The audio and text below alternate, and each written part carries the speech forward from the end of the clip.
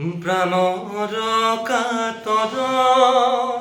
তোমাৰ চৰণ যন্ত্ৰণা যি যত আমাৰ জীৱন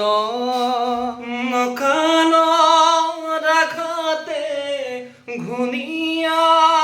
কৰিলে কৃপা কৰা প্ৰভু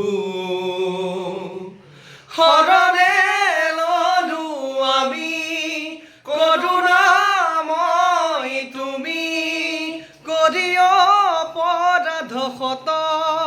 গাই হৰি নাম জন শৰণে ললো আমি করুণাময়